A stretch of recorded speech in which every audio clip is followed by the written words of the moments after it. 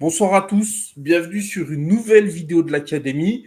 Vidéo qu'on a, enfin, ça fait un petit moment qu'on ne s'est pas vu, ça fait 3 jours. On avait perdu l'habitude de ne pas se voir pendant 3 jours pendant le PL Tour, puisque ça faisait un bon mois que vous aviez une vidéo par jour. Mais voilà, là, il a fallu s'organiser, machin. Et puis, on vous a trouvé des fans de Tottenham. On va pouvoir parler de Tottenham pour ce PL Tour de Tottenham. Avant-dernière vidéo, puisqu'il va nous rester Liverpool qui est déjà tourné et City. Donc voilà, on va commencer, mais avant tout, n'hésitez pas à vous abonner, à liker, à commenter la vidéo, même si elle n'a pas commencé, faites-nous un commentaire à la con, et puis après, vous pourrez refaire un commentaire un peu plus intelligent, ça fait double emploi, c'est parfait. Donc voilà, avec moi ce soir, Esteban et Ryan, et qui nous font l'honneur de venir nous parler de ce gigantesque club qu'est Tottenham. Salut les gars, vous allez bien? Ça va et toi? Ça va, merci pour Ça va l'invite. tranquillement. Super, Merci beaucoup pour l'invitation. Ouais. merci à vous d'être venus. Hein. On a eu beaucoup moins de mal à trouver des fans de Tottenham que d'autres clubs. Bah, tu m'étonnes. Sur Twitter, on est assez nombreux. Ouais. Franchement, le nombre de DM qu'on a reçus, il y a même un mec qui nous a envoyé son profil LinkedIn. Ouais, non, l'abus, l'abus. Et... L'abus. C'est un pro, c'est un pro. Le mec qui passe un entretien, c'est fou. je te jure, il nous a dit ouais machin, n'hésitez pas à aller voir. Bah, après, il a dit quoi? Il a dit ça changera. Attends, ça changera des avis Twitter. Je dis ouais, tu te prends pour qui, frérot? Allez, Ouais, non, ouais. on C'est est tous nous. des twittos ici quand tu parles Oui, de bah nous. oui. Et voilà. En tout cas, on va commencer tout de suite avec ce PL Tour sur Tottenham. Je ne vous cache pas que l'épisode va peut-être durer un petit peu parce qu'on est trois et qu'il y a des choses à dire forcément. Et qu'en plus, Tottenham, c'est un club où il y a pas mal de choses à dire. Donc, le PL Tour, c'est maintenant, c'est tout de suite, c'est parti.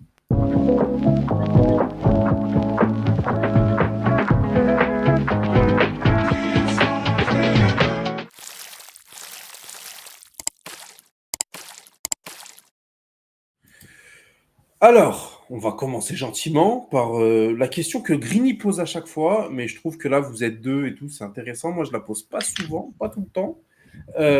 Comment est-ce que vous en êtes venu à supporter l'équipe de Tottenham, un club qui est pas dans le traditionnel Big Four où il y a des supporters un peu partout. On va commencer par le plus jeune, honneur au plus jeune. Allez, c'est pour moi. Esteban, dis-moi. Alors moi, ouais, c'est vrai qu'il y a pas, moi je connais personne autour de moi qui supporte Tottenham, et dans mon groupe de potes, ça peut être une sujet à vanne des fois d'être pour Tottenham, vu que c'est pas courant. Mais moi, en fait, j'ai 22 ans et mes parents regardaient pas du tout de foot quand j'étais petit. Alors, vraiment jamais. Mes premiers souvenirs, ça doit être la Coupe du Monde 2010 vaguement. Vu que ma grand-mère était espagnole, j'ai dû le voir passer. Et après, c'était l'Euro 2016.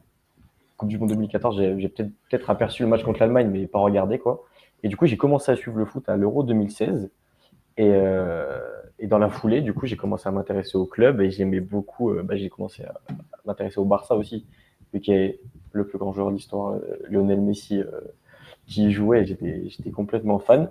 Et à côté, je suivais le foot partout en Angleterre, en Allemagne, en France, tout ça. Et je suis tombé sur, je crois que c'était sur YouTube, sur des compiles d'Eriksen et de Son et de Dele Alli. Et je les matais en boucle. J'ai été hypnotisé par ces mecs sur les saisons, du coup, la saison 2015-2016 et 2014-2015, celle où on joue le titre contre Leicester, et l'année d'après, la dernière saison sur Under Armour. Et là, c'est que des compiles, j'étais fou.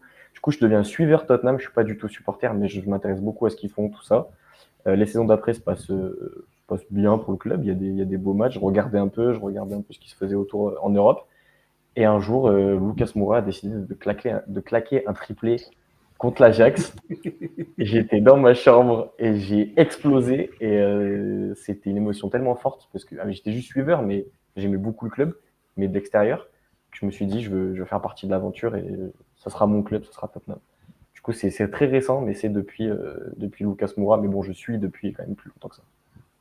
Ok, Voilà. nickel. Et toi, Ryan, alors du coup? Ouah, alors moi, est-ce que c'est un flex? Je sais pas. Moi, je pense que je fais partie de ceux qui suivent le club depuis le plus longtemps. parce que je suis le club depuis 2019. Depuis 2009, Oui, pardon. bah, c'est très long, ça, disons. Je me sens visé là. Depuis 2009, pardon. Ah Depuis oui, oui. 2009. 2009, en fait, qu'est-ce qui se passe? À cette époque-là, je réside au Maroc.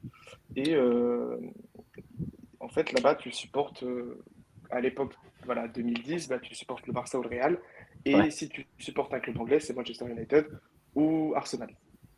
Et un soir de Champions League, comme Esteban, sauf que moi, c'est pas Lucas Moura, c'est un mec qui s'appelle Gareth Bale. Il Ouais, a c'est décidé pas de la même. fusiller à lui tout seul l'Inter Milan. Il a décidé d'humilier Macon, un latéral droit qui est supposément est mythique. Il a fusillé tout le monde. Et à partir de ce moment-là, j'étais en mode, bah en fait, je veux grave être différent des autres. Ne me parlez pas d'United, ne me parlez pas de Chelsea, ne me parlez pas d'Arsenal ou quoi que ce soit. Et j'ai commencé à suivre l'équipe dès ce moment-là. Et en fait, à partir de ce moment-là, quand on est revenu en France, donc je dirais ouais, 2011, en fait, ça me paraissait évident quand je voyais que tous les autres supportaient des clubs, tu vois, anglais, comme je t'ai dit, très très courants. Moi, j'étais en mode non, non, mais c'est Tottenham. Et des fois, j'y croyais même pas à moi-même, mais je maintenais aux gens Tottenham, tu vois. Et c'était juste pour faire mon mec, tu vois, un petit peu en marge sur le côté. Mais voilà, suivre le club, je dirais depuis oui, 2009, être vraiment supporter du club, je dirais depuis 2011-2012. Tu vois, Ok. vraiment impliqué à fond, à regarder tous les matchs chaque week-end, Un bel à me historique. taper la tête contre les murs quoi, pour une défaite contre Stoke City 3-1 sous la pluie. Vraiment, ouais. Ok. T'as dû te taper la tête alors, hein, putain. Ah non, je me suis explosé le crâne. À croire au titre aussi quand Leicester le gagne, vous êtes pas Oui, loin. Hein. oui, oui. Ouais, Oui. ça doit pas être un très bon souvenir pour vous cette saison-là. Bah, toute l'APL, t'as l'impression que toute l'APL est contre toi. Tout le monde est en mode, ok, on C'est peut ça. pas tenir le rythme contre Leicester, on va tout déléguer à Leicester et on va tout faire pour bloquer Tottenham parce que déjà de base, on Ouais. n'est pas spécialement apprécié. Alors, quitte à en mettre encore des bâtons dans les roues. Forcément. Ok. Bon, alors, pour la question suivante, on va aller on va faire l'ordre inverse. Donc, Ryan, euh, la saison dernière, est-ce que tu peux me dire un peu comment elle s'est passée et comment tu l'as vécu en tant que supporter? Alors, les moments un peu marquants, tu vois, si tu peux me faire le film, pas un film de 30 minutes, mais rapide de la saison dernière, et un peu, toi, comment tu l'as vécu en tant que supporter. Je rappelle que vous avez un nouveau coach. Si tu te souviens un peu des recrues à ce moment-là, histoire de planter le décor, et puis voilà. Alors, la saison dernière, elle commence bah, du coup au mercato et la pré-saison et on recrute James Madison d'entrée. On le recrute très très tôt dans le mercato et tout de suite, ça pose les bases de, ok, on a même pas encore je crois qu'on n'a pas encore le nouveau coach parce qu'on a Mhm. encore des rumeurs de Arne Slot à ce moment-là. On a des rumeurs un petit peu à droite à gauche on a eu des rumeurs de Gattuso. Et donc, un Nagelsmann au début. On a eu des rumeurs de Nagelsmann aussi. En fait, tout de suite, tu te dis, attends, on n'a pas de coach que déjà ça veut. Ou en tout cas, s'il y a un coach, on n'est pas au courant, que tout de suite, on pose des billets. Parce que Leicester qui vient de redescendre, mais quand même, tu vois, il faut les poser les 45 millions sur Madison. Bien sûr. Chose qui n'est pas habituelle au club. Et puis petit à petit, ça recrute intelligemment. Tu vois Mickey Van de Ven qui sort pour 40 millions aussi, 40 millions de pounds. Où 43 en millions fait, d'euros, je bon, crois. nous, on s'est tous partagé une highlight dans la communauté. C'est le truc où il part de derrière le milieu de terrain, il te tape un sprint à 39 ou 40 km/h pour aller défendre les cages vides et ne pas encaisser de but. Bon, ça y est, on est en mode, on est des fous parce qu'il y avait une rumeur Tapsoba juste avant. Enfin, voilà, le mercato se déroule bien. On avait une grosse rumeur sur Raya qui finalement se concrétise pas. On recrute Guglielmo Vicario, gardien de Lecce, je crois. Empoli. Empoli, pardon. Ouais, Gardien d'Empoli, et on est en mode putain, qui ce on a mec? encore choisi la seconde roue du carrosse plutôt que de prendre un gardien confirmé de PL qui coûtait 40 millions. On a préféré en mettre 15 sur un vieux mec pété au fin fond de la Serie A, ceci, cela. Et la saison commence comme ça avec un effectif neuf, mais encore ce qu'on a décidé d'appeler communément des vieux bouts de bois. Mais mine de rien, la saison commence bien, des bases solides, tu sens qu'il y a un début de nouveau cycle. Euh, et puis à partir de ce moment-là, je vais être tout à fait honnête, je n'ai pas regardé les 9 premiers matchs de la saison parce que je faisais un reflux de ce qui se passait avec Conte, de ce qui se passait avec Nuno Espirito Santo, de ce qui se passait avec Mourinho, où on passe d'un 3-4-3 ou 3-5-2, des blocs bas dégueulasses, contre-attaque, vas-y à fond, truc horrible qui est indigeste, tu perds 90 minutes à chaque week-end, t'as pas envie de regarder le match, ça devient désagréable parce qu'en plus, même en ne proposant pas de jeu, tu gagnes même pas. Impossible à regarder. Donc moi, j'étais encore en mode, tu vois, comme un mec qui vient de se faire quitter, tu sais, t'es en mode, non, j'ai pas envie d'accorder ma confiance facilement, tu vois. Donc, mais en fait, bah, c'était le meilleur démarrage qu'on ait fait dans l'histoire du club, Première Ligue et Première Chip cumulée. On reste invaincu jusqu'à, je crois, la J10. J11. 12e. C'est Chelsea, Chelsea, c'est En fait, J11. quand Ryan Voilà, recommence à regarder, ça commence à perdre, quoi. voilà, c'est c'est Allez, ça. on va traiter les abonnements. Mais Mais attention, je reste pas insensible. C'est-à-dire que je vois les résultats, je vois les highlights, je vois Madison qui est un métronome pas possible, je vois Son qui presque renaît, je vois Romero qui a pris un statut au-dessus. Romero qui était connu pour avoir voilà, un petit peu de manque de maturité au niveau des interventions et qui finalement se retrouve en tant que vice-capitaine et tout de suite, tu as l'impression qu'il a passé un step mental où en fait ce n'est plus ce mec très très rugueux mais un mec qui tout de suite devient plus intelligent avec un défenseur sur le côté qu'il peut un petit peu modeler parce qu'il est jeune, il n'a pas encore beaucoup d'expérience, mais un profil tout autre que le sien. Et en fait, ça marche bien, ça tourne bien. Puis, match contre Chelsea où il y a des cartons rouges, où il y a un but refusé pour hors-jeu à la base. À la base des bases, ça part d'un but sur hors-jeu qui est refusé, qui nous mettrait à 2-0. On se retrouve avec le but annulé, ça part complètement en sucette. Et le tournant de la saison, je pense pas me tromper en disant ça, est à ce match-là où on perd 4-1. 4-1. On perd 4-1, oui, but refusé d'Eric d'ailleurs. On perd 4-1 en finissant à 9 contre 11. Et là, c'est clairement le tournant de la saison parce que de cette période-là, donc on est à la fin novembre, jusque mars-avril, des blessures en cascade et des cartons jaunes, accumulation de cartons jaunes, donc suspension, et des blessures, et des blessures, et des blessures. Impossible à tenir.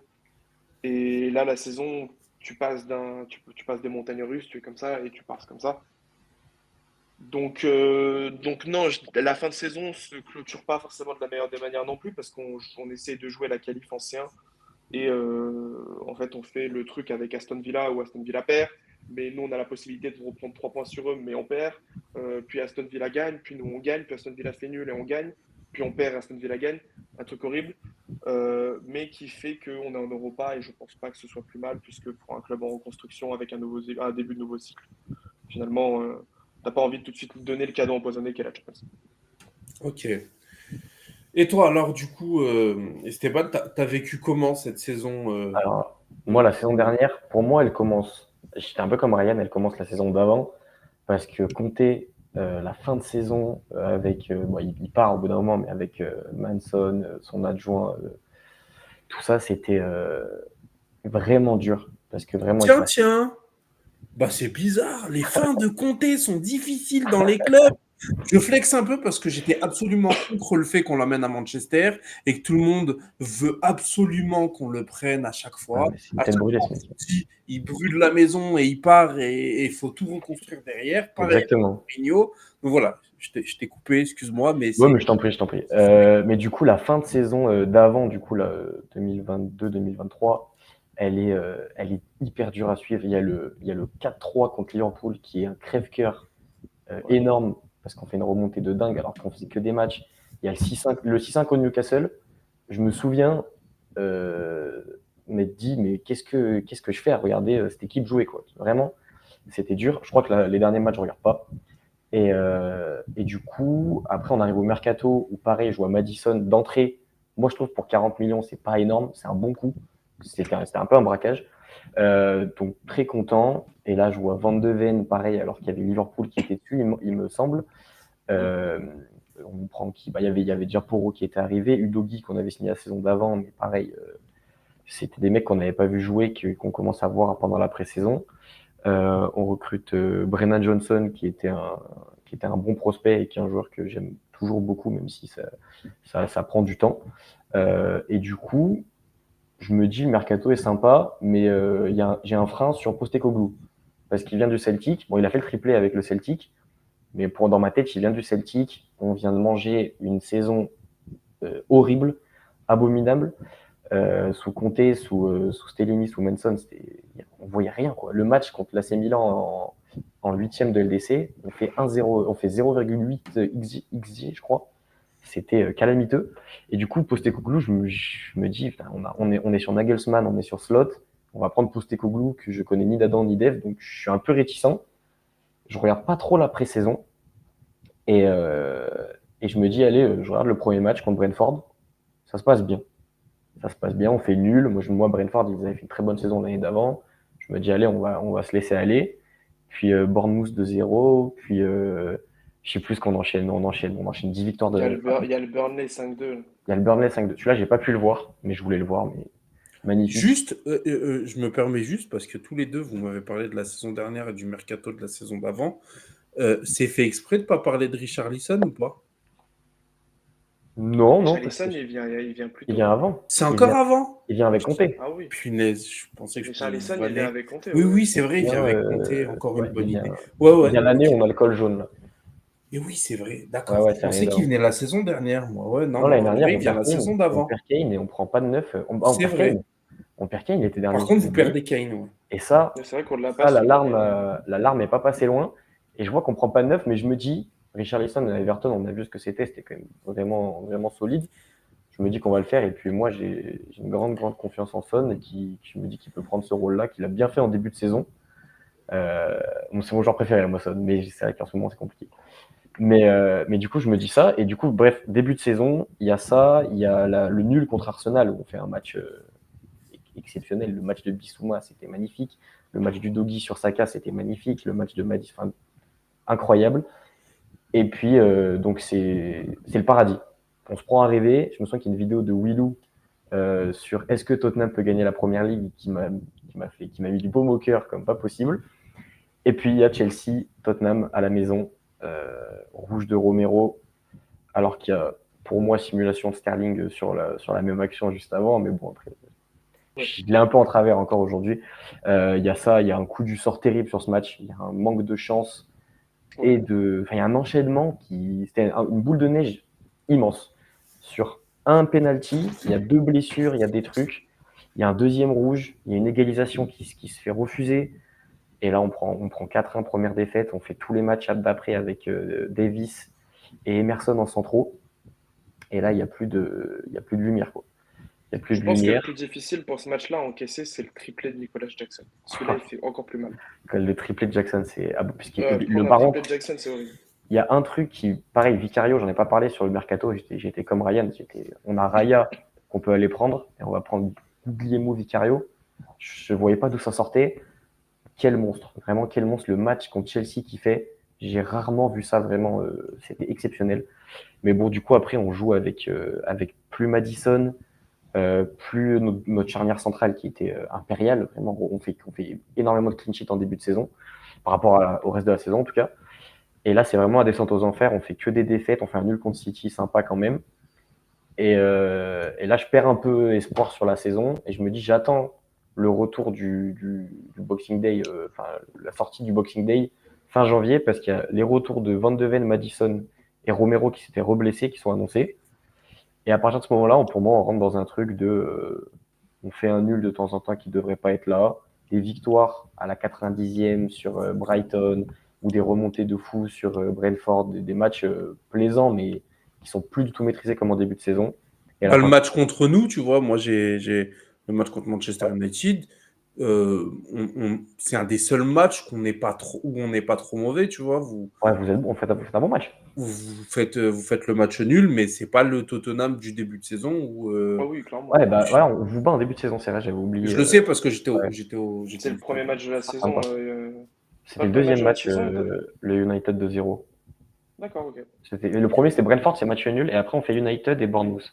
C'est Et ça. après, on refait nul Ok, contre Arsenal, il me semble. Et le match contre nous, vous nous tuez. Et au match Ouais, retour, chez c'est nous. pas Ouais. le même Tottenham du tout, tu Ah, mais vois. complètement. Et Et on alors que retourne le Bentancourt, Manchester ça fait a pas plaisir. bougé. Enfin, on était aussi nuls qu'en début de saison, tu vois. C'était pas, Il c'était y a pas à Oyun, cause de nous. il y a Oyun qui commence à s'y mettre un peu, parce qu'il marque Ouais, aussi. Oui, Il oui. avait c'est marqué contre vrai. Villa juste avant. Mais ouais, le match contre vous en maîtrise, pareil, après des matchs où on fait. Et en fait, on rentre dans un truc de une mi-temps. La première mi-temps, cacahuète, nul, rien à se mettre sous la dent, possession stérile. Et la deuxième mi-temps où, paf, on en met 3 en 5 minutes. Il y a une dizaine de matchs comme ça, où dès qu'on met un but, dans la foulée, on en met 2 autres. ou un ou deux autres. Et après, à la fin de saison, où on enchaîne que des gros, avec souvent des petites blessures, Richarlison par-ci, un mec par là, un mec par là. Udogie qui fait pas la fin de saison, et on se fait ouvrir par Liverpool, on se fait ouvrir. Newcastle, on se fait ouvrir. C'est Newcastle, une deuxième quelque fois. chose. C'est le seul match de la saison que j'ai pas fini, je crois. Même pendant le début de saison où Chelsea, Brighton, tout ça, c'était compliqué. On se fait ouvrir par Fulham. On se fait ouvrir par Fulham. C'est vrai, on se fait ouvrir par Fulham. Il n'y a que Arsenal où on montre un beau visage en deuxième, mais pareil, ça revient pas. Et du coup, la fin de saison, très compliquée. Mais par rapport à la saison d'avant, c'est pour ça que je parlais de la saison d'avant au début, vraiment, c'était un calvaire. C'est une saison quand même magnifique. Moi, je suis très très content de la saison dernière. Et surtout, ce qui a été fait dans l'équipe, dans la mentalité, dans le coach qu'on allait chercher, parce que Postecoglou, je pense que c'est un très bon, il peut devenir un très grand coach. Et j'aime bien la voie qui a été prise à la fin de ce fiasco Conté. La voie qui a été prise me rassure, même si la saison n'a pas été facile tout du long. Mais j'ai quand même l'impression que vous avez un club qui est un peu capable de tout. Ça veut dire que là, vous passez de Gattuso qui aurait été juste une catastrophe. Enfin voilà, on connaît Je ne peux pas Gattuso, dire. hein, que ce soit Naples, à Marseille, enfin, il est nul. Enfin, Milan, il il n'y a fait pas bien. d'autre mot, il La pue. honte. Vous Ouais, passez Juste de y avoir pensé, c'est Gattuso, la honte, tu vois. voilà. Donc vous passez d'un choix de club qui n'a pas d'idée. Ça veut dire on va chercher un mec qui a un nom mais qui est même pas fort. À on va ouais, aller chercher un mec que personne connaît mais qui est incroyable. Enfin, tu vois, exactement. vraie bonne idée, comme plein de clubs adoreraient faire. La saison d'avant, c'est le contraire. Vous passez de Ten Hag, qui aurait été une bonne idée, en tout cas, qui pouvait faire plaisir, à Santos. Enfin, voilà. Enfin, j'ai l'impression vraiment que votre club, c'est ça, c'est le plan A, il peut être dégueulasse ou incroyable. Le plan B peut être à l'opposé du plan A. Ça veut dire que tu peux avoir une super idée en plan A, mais une idée à chier en plan B, ou une idée à chier en plan A et une très bonne idée en plan B.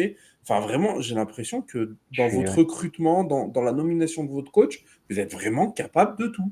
je suis complètement d'accord avec ça. Ouais, même dans Bah, dans la recherche de certains joueurs, des fois, à un poste, on cible un mec, on dit pourquoi on va sur ce mec? Et la piste secondaire, c'est un mec, c'est parfait. C'est lunaire des fois. en fait, moi, je pense que ça part de. euh, En fait, juste avant Pochettino, tu as une grosse instabilité d'entraîneur. Tu as une période où, sur là aussi 4 ans, tu as peut-être 4 coachs.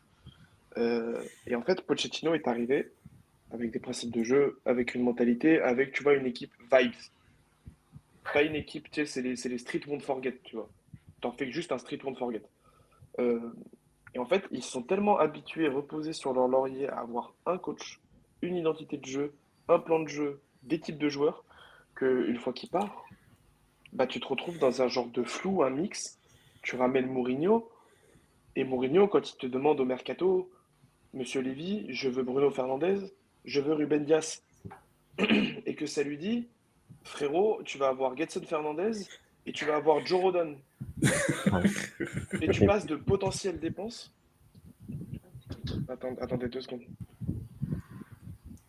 mais moi, ouais, Excusez-moi. vas-y, je t'en prie. Ah, tu passes de potentielles dépenses à presque 120, 130 millions d'euros, tu vois, à 40 millions, 40 millions avec une pré-option d'achat sur le truc. Enfin, c'est toujours la seconde roue du carrosse. C'est toujours.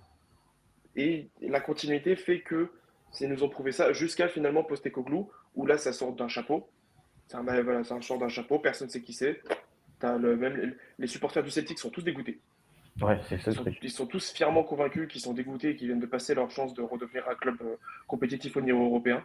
Euh, et tu te dis, en vrai, le mec, il a une bonne gueule, il mâche pas ses mots. T'as des clips, des compiles de lui où il insulte des journalistes, où dans le vestiaire à la mi-temps, il recadre absolument tous les mecs. C'est limite s'il leur met pas. Tu sais, la vidéo du coach turc qui met une claque à chacun de ses joueurs, là. C'est limite s'il fait pas ça avec ses joueurs alors que c'est des grands darons, tu vois. Postecoglou, je pensais turc à cause de son nom, moi, de base. Hein. Non. Je pensais grec. Mais non, mais tu vois, on retrouvait une identité. On est passé d'un un truc flou, identité de jeu, comme je t'ai dit, bloc bas 3-5-2, dégueulasse, pas de fondamentaux, c'est juste, on sait que on a un nom comme Nuno Espirito qui a Barça, Wolverhampton, vas-y, on réfléchit pas. Conte, bah c'est Conte. Mourinho, vas-y, on réfléchit pas. Moi, je trouve Et donc, bah, qu'avant Postecoglou, ce que j'ai bien aimé sur l'arrivée de Postecoglou, c'est que avant on prenait un Mourinho ou un Conte parce que, en fait, tu prends Conte, tu sais qu'il va te faire ton top 4 et tu sais pas, tu sais qu'il va pas te faire plus surtout. Il va te faire ton top 4, tu vas avoir ta LDC, mais tu t'aspires pas du tout à plus. Alors que avec Postecoglou, moi j'ai ce ressentiment que euh, tu le prends, tu peux ne pas forcément faire top 4, mais tu instaures quelque chose. Et tu sais que dans les années qui vont venir, tu vas aller chercher et des top 4 pour la qualif en Ligue des Champions et potentiellement des campagnes, des trophées, tu instaures quelque chose. Tu n'es pas un mec où tu le prends, bon bah je prends ce mec parce que cette année il faut qu'on fasse top 4 et cette année on va faire top 4 et l'année d'après on changera parce que ça sera mal passé et on va essayer de prendre un mec qui peut nous faire top 4 et pas top 3. C'était top 4 l'objectif tout le temps avant et là il y a un truc de Postecoglou, première année, il aurait pu faire top 7, top 8. Parce que sans le mercato, je pense pas qu'il fasse. Tu vois. Mais on lui donne ça et on lui donne le mercato qui va avec. Et il fait pas top 4, c'est pas grave. Parce que dans les années qui vont arriver, j'ose espérer que là, ça va bien se passer. Mais vous avez un club quand même qui nécessite ça, je trouve. Enfin, je veux dire, vous avez peut-être pas la puissance financière ni l'attractivité de prendre les joueurs que United, Chelsea, City, Liverpool veulent. Donc pour vous, vous n'allez pas pouvoir vous refaire sur un mercato. Vous n'avez pas. Enfin voilà.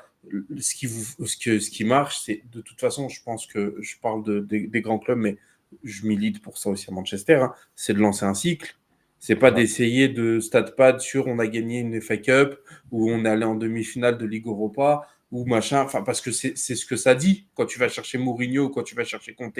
C'est on veut notre coup d'éclat et puis après on verra ce que ça donne, tu vois. Quand tu vas Ça. chercher Postecoglou, quand tu vas chercher les joueurs que vous allez chercher aussi, ça dit autre chose. Ça dit qu'on est en train de préparer le terrain à quelque chose. Ça marche pas, tu vois. Mais dans les intentions, c'est autre chose, tu vois. C'est quand même, on est en train de préparer un terrain à quelque chose d'autre pour la suite.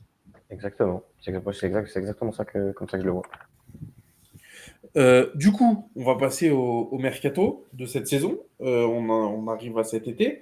Euh, comment s'est passé votre été, la pré-saison, le mercato, le premier match qu'on a pu voir lundi, où bah, il y a eu une petite désillusion Ouais, vas-y. avec le match contre Leicester, où bah, si on parle du match, vous avez tué Leicester pendant une mi-temps, ils ont marqué, vous n'avez pas réussi à trouver la solution. Sans faire le débrief, parce que c'est pas l'idée, c'est une vidéo qui est un peu plus intemporelle.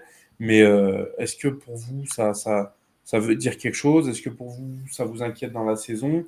Est-ce que pour vous, les bases qui ont été posées, elles sont beaucoup plus solides que on a eu un contretemps euh, et, euh, et voilà.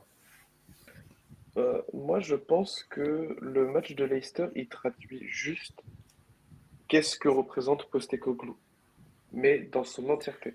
C'est-à-dire que tu veux faire découvrir à quelqu'un Ange Postecoglou, tu lui mets le match de Tottenham, le Leicester-Tottenham qui a eu lieu lundi soir. C'est-à-dire que c'est un coach qui, on va pas pointer, je vais pas tirer sur l'ambulance. Je veux juste mettre en exergue des points négatifs de ce coach. Euh, c'est quelqu'un qui est très rigide. C'est quelqu'un qui est beaucoup trop rigide tactiquement. Je peux reprendre aussi le match contre Chelsea. Le match contre Chelsea, on a tout ce qu'il fait. Hein, pourtant. On prend 4-1, mais on a tout ce qu'il fait parce qu'en fait, tu as Ouais. une image qui les avait mis avec du foot où on est à 9, il y a déjà 3 buts à 1, et tu as la ligne défensive sur la ligne médiane au milieu du Ouais.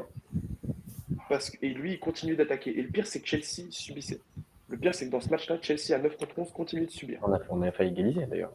On a failli égaliser, but refusé sur hors-jeu. Mais en fait, lui, il veut rester rigide tactiquement. Il a une philosophie, et c'est ce qu'il dit juste après le match contre Chelsea. On a une philosophie, on peut même être 5 sur le terrain, on continuera avec cette philosophie. Le problème, c'est que des fois, ça passe pas. Et il n'a pas su s'adapter contre Leicester. Et la stat qui parle, la stat qui est choquante, c'est qu'on a 13 corners sur le match. Et sur les 13 corners, on ne met pas un but issu d'un corner. Le but qu'on met, c'est issu d'un centre. Je crois que c'est peut-être un quatrième ou cinquième ballon après un corner. Ça manque de rigidité. Quand tu demandes à Postecoglou, est-ce qu'on ne devrait pas investir sur un entraîneur coup de pied arrêté, comme on avait à l'époque avec Antonio Conte, Ouais. lui, il est en mode les coups de pied arrêtés ne sont pas une facette importante de notre jeu. On peut s'en passer. Et en fait, il relègue ça à, tu vois, de la seconde zone. C'est Gedinax, son adjoint, qui gère les coups de pied défensifs, et Ryan Mason, un des adjoints du club, qui lui gère les coups de pied offensifs. Donc lui, il Qui a ne voit été pas ça coach comme chez ça. vous, qui a fait Ouais, il a un fait de Il intérim. l'intérim a, il a déjà fait 2 régulièrement. intérims chez nous. Ouais. Il a déjà fait 2 intérims chez nous. Euh, et en fait, il ne considère pas ça comme un truc. Et si on n'est pas non plus des tacticaux, mais enfin, on avait la télé d'allumée lundi soir. On l'a vu que les corners, on faisait absolument n'importe quoi. On l'a vu que même sur les phases défensives des corners, t'as un Vestergaard qui fait 2 mètres, tu sens que ça pèse sur la défense. T'as un Wout Faes qui est pas mauvais de la tête, tu sais que ça pèse sur la défense. Donc même si on a des bons joueurs dans le secteur aérien, à tout moment, tu as le ballon qui part en cloche, tu as peur parce que tu ne sais pas comment ça va se passer. Parce qu'il y a ce doute-là qui a été installé déjà la saison dernière. Ouais, c'est surtout sur la saison dernière. On en prend des Et en points sur fait, cette arrêté. oui, bah oui, on en prend des pions. Et il y avait, je sais pas si tu avais vu ça, Mehdi, cette histoire-là où en fait, on avait Vicario qui n'arrivait pas à installer sa zone, tu vois, à se mettre vraiment en position et à marquer son territoire. Qui Mhm. faisait que tu avais toujours un joueur de l'équipe adverse qui venait, qui faisait un genre de tampon, qui poussait Vicario. Et lui, il se bougeait pas. Et tu n'avais aucun défenseur du club ou aucun joueur du club qui venait pour aider, pour bouger le mec, pour le balayer, pour le déblayer, tu vois. Et on s'est pris un nombre incalculable de buts sur coup de pied arrêté à cause de ça, d'un mec qui vient juste en tampon, juste sa présence pour bloquer le gardien sur son mouvement. Et tu te dis, bah, c'est bien, on a une philosophie de jeu, mais il faut quand même savoir corriger les choses. Et moi, vraiment, comme je t'ai dit, on va pas non plus faire l'analyse complète du match. Ça s'est senti sur le match parce que tu fais la première mi-temps, tu les fais suffoquer. Tu les fais complètement suffoquer. Ils ne voient pas la lumière. Le stade, c'est une bibliothèque. T'entends que les supporters de Tottenham parce que les Mm. mecs de Leicester, ils sont morts, Ah, donc on bien prend sûr. 4 déjà. Puis il y a la deuxième mi-temps, le coach de Leicester, il s'adapte. Mais Ange, il s'est pas adapté. Et tu te fais planter parce que tu as un Jimmy Vardy sous 500 ml de Red Bull. Tu peux rien faire. Tu peux rien faire. Mais est-ce que, au-delà des idées, est-ce que c'est pas un problème plus général? Tu parles de Postecoglou qui manque d'idées. Est-ce que c'est pas un problème plus général parce que vous avez quand même une équipe qui a pas eu beaucoup de créativité parce que vous avez quand même dominé et j'ai l'impression qu'au bout d'un moment, pareil, hein, on parle du match, mais c'est parce que ça parle de votre effectif. Euh, est-ce que vous avez pas un petit manque en créativité ou peut-être en mental, je sais pas, parce que euh, je prends le parallèle avec Manchester United, nous, on a gagné parce qu'on n'a pas arrêté d'y croire. On, on, on, a eu des saisons où quand tu ratais 3 occasions, tu savais que tu gagnais pas. Voilà. Tu ratais 3 occasions, tu savais que tu allais avoir le coup franc lycée qui allait te faire perdre 1-0, tu allais avoir une contre-attaque contre Bachak Shehir où les joueurs sont à 50 mètres de la défense pour perdre le match. Enfin bon, il y a des saisons où on savait très bien. On n'a pas marqué dans les 20 premières minutes, on sait qu'on ne gagnera pas. Est-ce que vous, j'ai eu cette impression aussi contre Leicester, je ne sais pas si c'est un truc aussi général que ça chez vous, mais j'ai eu cette impression-là, vous n'avez pas marqué, vous n'avez pas réussi à les faire douter, et donc euh, vous avez peut-être arrêté d'y croire. Nous, contre Fulham, c'est ce qui s'est passé, on n'a pas arrêté d'y croire, on a fini par gagner. Est-ce que c'est un problème qui est récurrent chez vous, ou c'est juste sur ce match-là? Moi, je trouve que sur ce match, ouais, comme tu dis, hein, il y a eu... en fait, c'est pas qu'on n'a pas, enfin, c'est qu'on n'a pas tué le match. Oui, Pendant oui, parce que vous 45 avez marqué un but, mais vous ouais, étiez voilà, toujours à portée de fusil, quoi. on marque un but et on concède absolument rien. Mais on sait que l'année dernière, on l'a fait je ne sais combien de fois, que ça revient. À un moment, ça revient sur un coup de pied arrêté, sur une Oui, contre-attaque, voilà, c'est quelque chose. ça. Ouais. Ça reviendra toujours parce qu'on n'est pas encore rodé parfaitement sur l'arrière, même sur des joueurs d'excellence. Mais on n'a pas tué le match. Là, pour moi, où ça a pêché sur ce match et sur la fin de saison dernière, c'est qu'à des moments, on a des occasions de dingue qui ne rentrent pas. Sur le ballon second poteau de Brennan Johnson qui passe à ras du poteau où quelqu'un peut la prendre second, c'est un tir centre un peu. Sur les 3 tirs cadrés, sur 3 tirs, je crois, de Solanke qui fait quand même un bon match, mais malheureusement, ça prend pas. Sur des têtes qui passent à ça, qui frôlent les cheveux. Et comme l'année dernière, si on marque qu'on est bon, qu'on domine, mais qu'on ne marque pas ce deuxième, qu'on ne fait pas le break, à un moment, j'ai l'impression que les joueurs ils se disent euh, bon, bah, ça sert à rien d'essayer plus ou d'essayer des trucs différents. On voit bien que là, ça ne rentre pas. Ça va pas rentrer. Donc, je sais pas ce qu'ils se disent. S'ils se disent on se tient un score, on tient un score, on attend de voir s'il y en a une qui passe, on leur laisse le ballon, voir si. Ouais. Justement, moi, c'est pour ça que j'en venais à ça, c'est que le truc, c'est que tu peux aussi te demander, tu peux aussi faire le parallèle avec ce que disait Ryan, en fait. Ryan te dit que vous avez un coach qui est peut-être un peu trop rigide. Mm. Et est-ce que ça n'emmène pas le fait que derrière les joueurs, ils ont moins d'idées? C'est-à-dire que si le plan A se passe Ok. pas comme prévu, bah t'as pas forcément de plan B, et donc du coup tu sais pas trop quoi faire. Est-ce que c'est pas la responsabilité du coach là-dessus? C'est pour ça que je parlais du match en disant que ça ramène un truc un peu plus général. Est-ce que la mentalité rigide de Postecoglou, elle va pas vous jouer des tours après au final sur le fait que bah, si tu joues qu'un seul truc, tu deviens prévisible. Si tu Mm. deviens prévisible, les gens savent comment te prendre. Et si les gens savent comment te prendre et que tu sais pas t'adapter, bah, tu finis par galérer. Tu vois, là, je viens de finir le tournage de la vidéo sur Liverpool. C'est à peu près ce qui se passe dans les gros matchs pour Liverpool où ils ont du mal parce que les coachs commencent à connaître Klopp, savent comment il joue et au final, ils finissent par s'adapter. Ce qui n'est pas le cas de, par exemple, Guardiola, qui, quand il arrive en première ligue, roule sur les gens. Klopp arrive, il a la formule secrète, il finit par le taper. Guardiola se réadapte et il réussit à changer le truc. Enfin voilà, c'est un peu le truc sur Postecoglou où je me dis ce que Ryan me dit, ça peut emmener, tu vois, ça peut lui jouer des tours sur le long terme. Est-ce que tu penses que le mal est profond ou est-ce que tu penses que c'est juste un défaut du coach Ryan, toi, quand tu parles de ça? Moi, je pense que c'est vraiment un défaut. Je pense que c'est un défaut. Attention, sur le côté, on n'a pas des guerriers mentaux, tu vois. C'est-à-dire Ouais, que quand tu sais que tu commences un match avec Brennan Johnson, c'est pas un mec qui a la arme. C'est un mec qui peut être très bon. C'est un dynamiteur. Il peut te débloquer un match. Mais il n'a pas la arme. Donc tout de suite, si tu le mets sur un plan de jeu. Je regardais tout à l'heure une compilation pour voir la différence entre qu'est-ce qu'il faisait à Nottingham et qu'est-ce qu'il fait maintenant. Tu sens qu'il est bridé. Tu sens qu'il est complètement bridé sur son style de jeu. Le mec, il tirait entrée de surface, percussion, tu vois, crochet inter-exter, appel contre appel. Si je peux Ouais, rapidement sur Brennan, moi j'ai un sentiment que, ouais, il n'est pas aussi libre qu'à Nottingham parce que c'était le feu follet de l'équipe, mais j'ai l'impression qu'il y a un gros truc de mental où il n'est pas en confiance. Les matchs de l'année dernière l'ont pas aidé.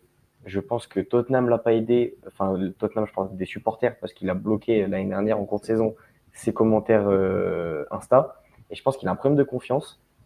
Et dès qu'il rate le moins de trucs, il s'en veut. Et sur l'action d'après, il pense encore à l'action d'avant. Et il rate l'action d'après. Et après, il pense aux deux actions d'avant et il rate l'action d'après. Brennan, ouais. ok, c'est plus le faux follet de Nottingham, je suis d'accord. Mais je pense qu'on l'a vu dans des matchs où il a complètement débranché contre Brighton, contre Brentford, il fait un match de dingue, où il est là, quand il débranche, il y va et c'est un très bon joueur. Mais Ouais. quand il garde son cerveau branché et qu'il pense à tout ça, et qu'il n'y a pas la confiance dans son crâne, là, je suis d'accord qu'il est moins bon, mais je pense que ça se joue plus là-dessus que sur les consignes de Postecoglou, à mon avis, mais je le Bah, vois en, comme ça en plutôt. fait, moi, le problème, c'est que j'ai l'impression que ce problème-là est généralisé du coup. J'ai l'impression que ce truc-là de confiance, de manque de confiance, il est généralisé justement pas qu'à Brennan. Ça, tu peux l'appliquer à Kulusevski. Ça, tu peux l'appliquer. Ça, c'est un cas à part encore à Werner. Ça, tu peux l'appliquer, je pense clairement à Son. Ça, tu peux ouais. l'appliquer à Richarlison. Tu peux l'appliquer à une bonne partie de l'effectif. Généralement, malheureusement, le secteur offensif. Mm. Parce que pour le coup, en fait, plus tu descends sur le terrain, plus tu te retrouves avec des mentalités de guerrier. Ouais. Vraiment, tu pars des cages, t'as un soldat. Tu vas au niveau de la ligne défensive, t'as quatre soldats. Tu vas au Romero, milieu, c'est quelque chose.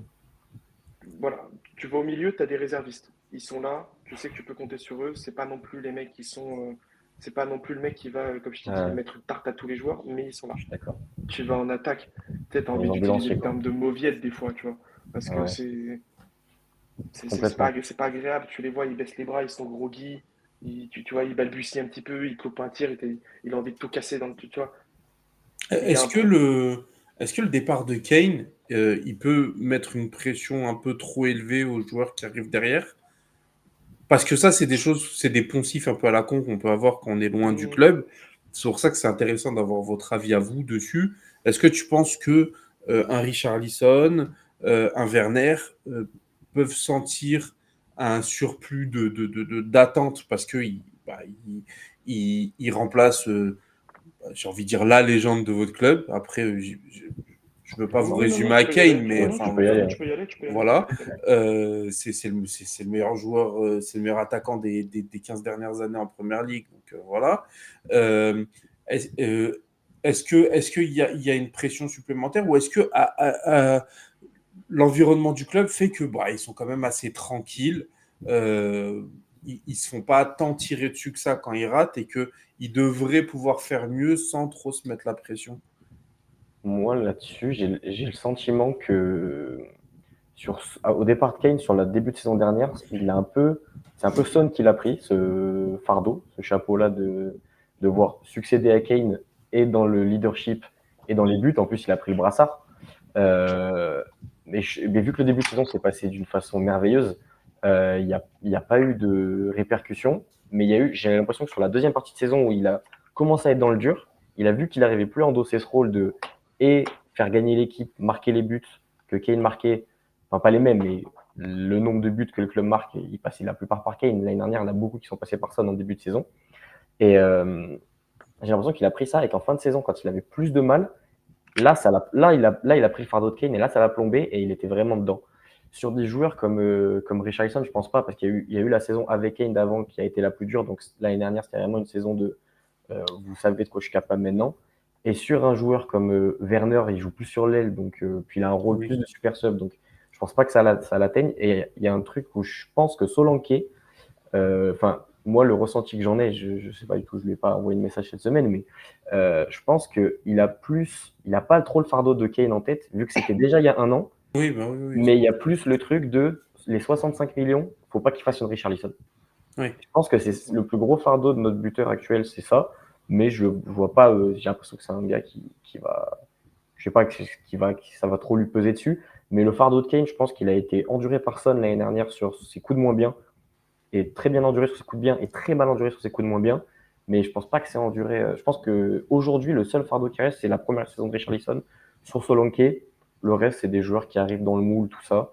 Et pour revenir très rapidement sur le truc d'avant de la rigidité et du manque d'adaptation, je pense qu'on a un moment où on baisse la tête, où les joueurs en attaque baissent la tête, là, par exemple sur le match vers la 50-60e, quand on égalise et que les joueurs ils disent bon bah là ils viennent d'égaliser, on a tout fait avant, on n'a pas réussi à marquer. Je pense que là où il y a un problème en dehors de la rigidité, c'est sur la création Oui. de jeux, de différence de 1v1 sur un Johnson, comme je l'expliquais, qui n'est pas en confiance, un Son qui est vieux et qui a du mal sur ses changements de rythme. Et il n'y a que Madison qui endosse ça, sauf qu'il est dans l'axe. On a un jeu qui passe beaucoup par les côtés. Et je pense qu'il y a un manque de créativité sur les ailes, c'est ça qui nous le fait le plus défaut que la rigidité de Postecoglou, à mon Ah, mais avis. justement, quand tu as un coach qui te dit quoi faire exactement comment, il nuit à ta créativité en fait. Tu vois, si tu laisses pas tes joueurs s'exprimer, Oui, si tu es un peu trop rigide et que, enfin, tu nuis à la créativité de tes joueurs en fait. C'est ça justement le parallèle que je pense j'essayais que de faire. ça se mêle avec les ailiers et tout ça. Et Ouais. il y en a un qui était très libre, en tout cas en début de saison dernière, Ouais. qui l'est toujours, c'est Madison. Lui, c'est Postecoglou, j'ai l'impression, il dit fais ce que tu veux, Mhm. Oui, crée. voilà, je pense qu'il a pas de consigne. Je pense vraiment que Madison Ouais. n'a pas de consigne. Et après, sur les ailes, ils ont ce truc de combine avec le latéral qui vient dans le demi-espace intérieur. Tu fais le décalage, tu dois écarter sur le côté. Et c'est vrai que ça manque peut-être un peu de consigne, de liberté offensive. Mais en même temps, avec des Kulusevski, des Son qui a 31, 32 bientôt, je crois. Brennan qui est pas le meilleur en 1v1, c'est un bon joueur de 1v1, mais c'est pas le meilleur. Un Werner qui en 1v1, je l'ai jamais vu faire une différence, à part s'il y a de l'espace, quoi, mais en 1v1 arrêté, c'est compliqué. Et c'est pour ça que je suis très content qu'on ait signé Odobert, mais je pense qu'il y a un manque surtout sur le profil des joueurs quoi, à ce poste-là, parce que il y a un Kulusevski, il peut éliminer un mec, mais des fois c'est une fois par match ou une fois tous les deux matchs. Quand il est mal, c'est très rare. Quoi. Et je pense que ça se mêle aux consignes, c'est un peu des deux. C'est pas les joueurs les plus créatifs et ils ont des consignes d'étirer le bloc, d'étirer pour laisser de la place aux latéraux qui rentrent et ça se mêle et ça c'est un problème sur le secteur offensif. Quoi. Moi, je pense qu'ils ont quand même la finalité, c'est qu'ils ont un libre arbitre. C'est-à-dire, À ce ah, niveau-là, je pense que oui. ouais, Oh, attention, pour Werner, pourtant je suis grave dans le train Werner, mais je pense qu'il a pas de libre arbitre, ce mec-là. Mais tu vois, genre, en fait, t'as les consignes du coach et forcément, c'est du papier à musique. Si tu t'écartes un tout petit peu, tu écartes tout le monde, en fait. Ouais, Il bien suffit qu'il sûr. y en ait un qui, dans tout le groupe B, ne suive pas ce qu'on a dit à tout le monde, ça bouffe le truc. Mais par exemple, Kulusevski, avec l'équipe de la Suède, l'équipe nationale, tire de loin, utilise son pied droit. Chez nous, c'est mort. Ouais. Un pied Donc, droit, est-ce pied droit, que. ça peut lui arriver. Après, pied droit, à mon avis, ça, c'est Moi, pas j'ai la une faute de image en tête, Postecoglou, pied c'est droit. contre Crystal Palace, ça c'est leur Spark où il met une mine, premier poteau. Il met vraiment une mine, premier poteau. Contre la Suède, tu le vois tout le temps utiliser le pied droit. Ouais, je sais Là, pas. c'est là, c'est téléphoné, tu vois, tu récupères la balle, et je repique à l'intérieur, Ouais, et je me marche un peu dessus avec Poro, et tu te ouais. dis, tu te dis, il y a une tactique, ils sont au courant qu'il y a eu un. Tu sais, enfin, ils ont fait un tableau noir avant pour Ouais, s'expliquer ouais. entre eux, tu vois. Ouais, je suis d'accord. Mais en fait, oui, ça a été fait. Ça a été fait, mais c'est juste qu'en fait, tu as l'impression qu'il n'y a pas de libre arbitre, où en fait, vraiment, on leur dit, comme à la Guardiola, tu fais ça et tu ne fais rien d'autre. Tu ne fais rien d'autre parce que derrière, tu as 10 autres joueurs qui doivent jouer comme ça pour que toi, tu puisses faire ça et pour que eux puissent faire ça selon ce que toi, tu as fait. Alors que je suis sûr que des mecs, comme tu as dit, créatifs à la Brennan, à la Koulou, au Dobert, on espère, à la Madison, tu leur dis exprimez-vous, juste connectez-vous entre vous, mais exprimez-vous, sortez pas trop du game plan. Je pense que ça peut réussir. Après, encore une fois, ce monsieur-là est diplômé, ce monsieur-là a déjà des passages dans 4 clubs professionnels, dans une équipe nationale. C'est pas moi, né de la dernière lune, qui va lui expliquer son métier non plus, tu vois. Mais je pense qu'il y a un moment, tu vois, on a eu tendance la dernière saison à encenser. Je pense qu'il y a un moment, il Faut faut quand même redescendre un peu, pointer quoi. qu'est-ce qui va pas. Tu vois, il y a des trucs à pointer qui vont pas. Enfin, c'est même Guardiola a des failles, tu vois. Oh, mais bien Et, sûr. Non, mais je vois ce que je suis d'accord.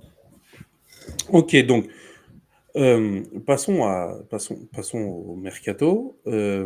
J'ai ça sous les yeux. Vous avez les départs de Skip, de Emerson Royal, de Rondon, de Dyer, de Sessegnon, de Dombele, de Perisic, de Tanganga, de Højbjerg, de Gill et de Veliz. Et les arrivées de Solanke, Gray, Odobert, Bergval, Min-Hyuk Yang. oui, ça, c'est un cas Il particulier. arrive après, lui, il arrive Oui, il 2025. arrive après, c'est un cas particulier. Ah ouais, d'accord, lui, il reste. Il a été acheté et reprêté, ouais, Ouais, en Corée. On l'a acheté, reprêté. Ouais. ok, voilà. Euh, Qu'est-ce que vous dit ce mercato pour la saison à venir? On a déjà enfin, on a déjà pris un peu de temps, donc on va faire un truc un peu, comment dire, on va regrouper un peu euh, ce mercato avec la saison qui vient, euh, en plus de tous les acquis de la saison dernière, évidemment. Euh, Vous sentez ça comment? Votre effectif, est-ce qu'il est armé? Euh, comment vous sentez? Est-ce que vous êtes optimiste pour la saison qui vient? Est-ce que vous pensez qu'on est toujours dans ce cycle en construction où il va pas trop falloir en attendre encore cette saison avant de, pourquoi pas la saison prochaine, avancer? Enfin, comment vous sentez ça, vous? Bah, vas-y, vas-y. Bah, moi, sur le mercato, en tout cas, dans un premier temps, c'est que sur le nettoyage, on a été Mm. hyper efficace par rapport à l'année dernière, où on a Ouais, prévu qu'il y avait vraiment. l'arrivée de Postecoglou. Je pense que ça a été plus compliqué et il y avait beaucoup de monde à virer surtout.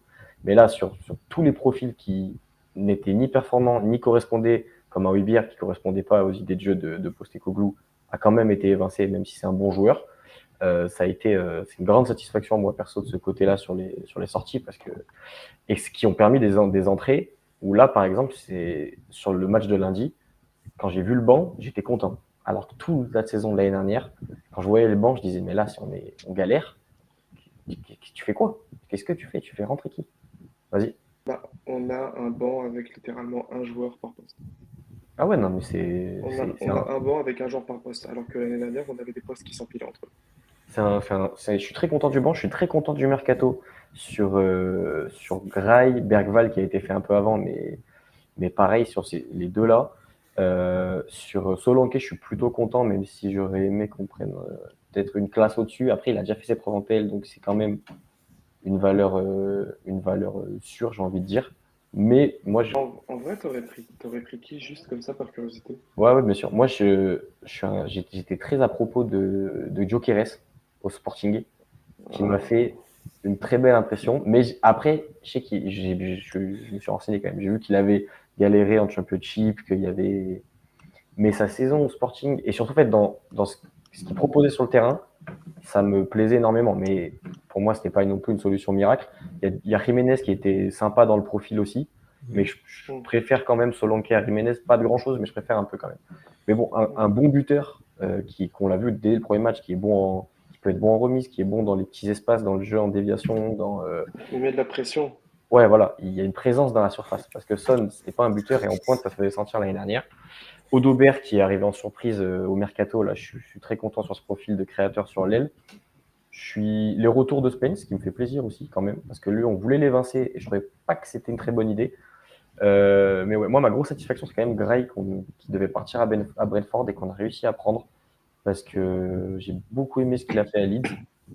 Et je pense qu'un 6 comme ça, qui sait garder le ballon, résister à la pression et puis remonter la balle, c'est très bien et c'est mieux qu'un 6 à la Hubiard qui est plus un, un C'est un gros bulldog devant la récupérateur. défense, C'est un un mec gros solide. récupérateur.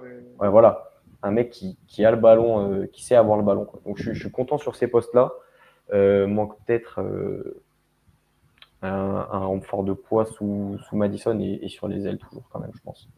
Et après, le milieu de terrain, mais je suis content sur Gray Bergval qui viennent compléter Bissouma, Sarr. Je suis quand même assez content. Et du coup, sur la saison à venir, tu penses que.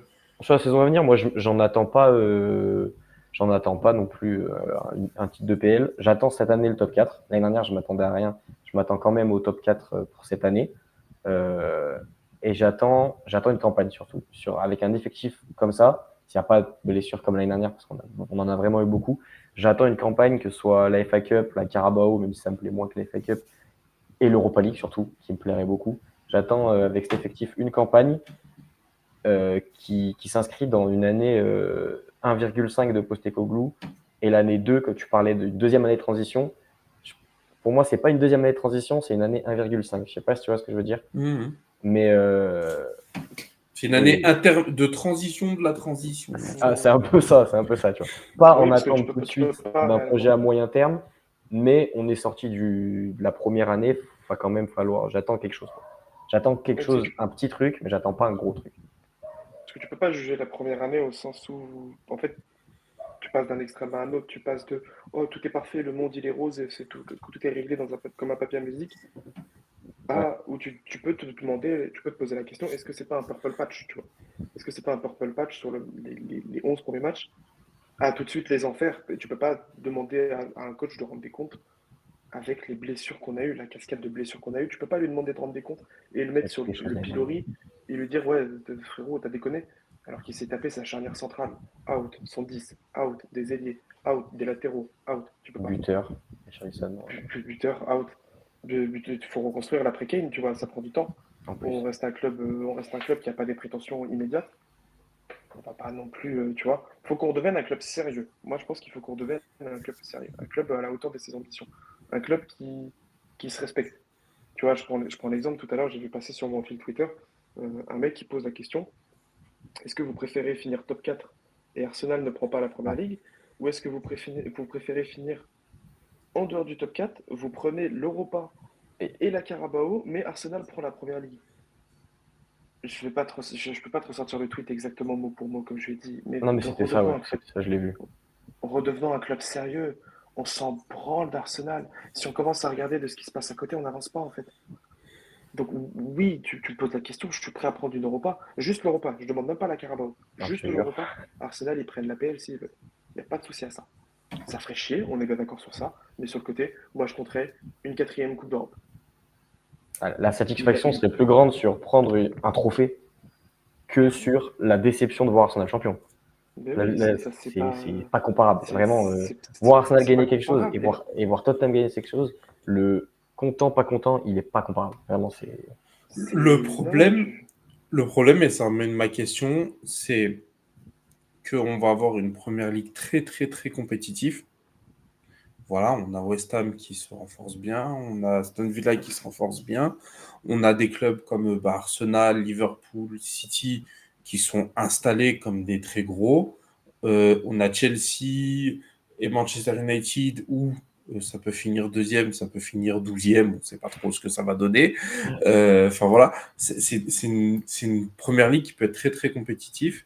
Si à côté de ça, tu dois aussi te battre en Ligue Europa, en Coupe, etc., il y a peut-être un moment, il va falloir faire un choix. Vous, votre choix, ça va être sur quoi? Est-ce que vous voulez plutôt gagner un trophée ou plutôt vous installer dans un top 4 de PL? Moi, Évidemment, vous allez chercher à gagner tous les matchs et tout, on est d'accord, hein. Mais au bout Moi, d'un moment, il y a peut-être un choix à faire. si tu veux, j'y vais, Ryan. moi, Moi, je- j'ai ma réponse. Comment? Si tu veux, j'y vais, j'ai ma réponse. Moi, c'est. J'ai ma réponse Vas-y, aussi, vas-y, soit vas-y, tu... commence. Ok, pas de souci. En fait, moi, j'ai une logique très simple. Si tu finis une place au-dessus de la saison d'avant, c'est une réussite. Mhm. C'est très pragmatique, hein, mais on a fini sixième? Cinquième, pardon. On a fini 5, 5. cinquième. On finit quatrième. C'est déjà une amélioration. Si en plus on finit quatrième, comme tu as dit, avec des clubs plus intermédiaires qui se sont renforcés, c'est une encore plus grosse satisfaction. Parce que les clubs du haut n'ont pas énormément révolutionné leur effectif. Le changement, tu vois, toutes les tas de nouvelles arrivées, il s'effectue plutôt, tu vois, c'est un nivellement du bas vers le haut. C'est plus les petits qui rejoignent les gros plutôt Oui, que bien les sûr. gros qui redescendent en qualité, tu vois.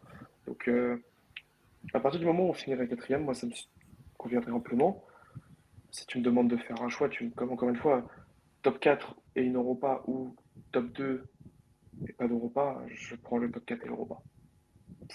Pour moi, c'est même pas calcul. Enfin, en tout cas, moi, ça me paraît évident. Ça Non, me moi, paraît. Ouais. c'est plus top 5 Europa ou top 4 et pas Europa. C'est facile. Ah, top 5 Europa. Ok, top Ouais. 5 Europa. Top 5 Top Europa. 5, top 5 Europa, parce qu'encore une fois, du coup, le niveau, toujours la même logique, le niveau a augmenté, mais nous, on est resté au même niveau. Oui. Mais par contre, sur le côté, il y a une amélioration avec un Oui. trophée. Donc, ouais. Et puis, En vous allez fait, de il toute y a ce, façon quand même en Ligue des En tous les cas, Champions. ça offre la. c'est ça. Il Même. y a ce truc-là dans le club. Je termine juste, je suis désolé. Je t'en prie, désolé, excuse-moi. Il y a ce truc-là dans le club, il y a une ombre qui plane. Il y a une ombre qui plane du trophée manquant. Il y a une ombre qui plane du club depuis De l'armoire vide. maintenant Vardy l'a 2008. bien compris, ça. Oui, voilà. Vardy, il l'a bien compris. Bon, après, Vardy, on lui expliquera que on va pas non plus être vexé par Leicester. Vardy, on lui expliquera qu'il a plus de relégations que de PL. Mais tu vois, depuis 2008, pas un trophée. Pour un club comme nous, un club qui, à l'époque, est toujours respecté. On était un club dans les anciennes périodes, on était respecté. T'as pas un trophée depuis 2008. Tu vois, enfin, on n'est pas Everton, on n'est pas West Ham non plus, on va pas abuser. Même West Ham a une On conférence. va se terminer une Coupe d'Europe, hein. Tu vois, casser cette mauvaise dynamique sur les trophées. Ça, c'est un truc, je pense, qui est super important et qui, pour faire des bases solides, même une Carabao, ça suffit. Je te jure. Parce que la Carabao, tout de suite, elle débloque un truc. T'as ce truc-là, on pourrait arriver dans les 4 prochaines finales et se casser la gueule. C'est sûr. Que si tu arrives à passer ce mini-step, ce blocage mental de mais en fait, finalement, le trophée, on peut le soulever à la fin et pas repartir avec une médaille en chocolat, et ben, je t'assure que ça révolutionne tout. Donc, moi, je pense que même une Carabao, ça suffit. Top 5 Carabao, moi, je pense que je prends. Moi, Europa, je ouais. prends, je pose la quiche tout de suite, hein. Mais Moi, je te jure, une Europa, évidemment. Une Europa top 6, je te la prends. ah oui, bah, carrément. Même le top 7, ça se discute, mais vraiment, une Europa, c'est exceptionnel. Une Top 7, on Carabao, va à la négoce, mais. une Carabao top 5, je la prends aussi. Un trophée top 5, ça me va dans Oui, tous les cas, oui, c'est. parce que ça libérait des mecs d'un poids qui. Un Son aussi, je pense que quand il y pense, ça fait quelques temps, là, il le déclare beaucoup, j'ai l'impression, dans ses interviews, j'ai jamais rien ramené avec Tottenham. C'est le club de ma vie, c'est le club qu'il aime le plus. Il n'a jamais rien ramené à ce club-là. Mais même dans l'aura du club, l'ADN du club récente, ramener quelque chose, je pense, avec ce qu'on propose et les joueurs qu'on a récemment, le projet qui a été mis en place l'année dernière, ramener déjà quelque chose cette année, ça serait vraiment passer la seconde, passer la troisième peut-être même, dans ce projet qui est à long terme, à mon sens, et ça serait vraiment un coup de boost, un coup de turbo dans ce projet-là. Donc moi, évidemment, un Ok. top 5, on l'a fait l'année dernière, on n'a rien gagné, ça ne m'a pas dérangé vu ce dont on s'en sortait. Donc là, avec la saison prometteuse de l'année dernière, un Ok. trophée, dans tous les cas, un top 5, ça serait déjà grand. Super. Dernière rubrique du PL Tour. Alors d'habitude, on vous demande 3 joueurs à suivre. Là, vous êtes 2. Donc, je vais vous en demander 2 chacun.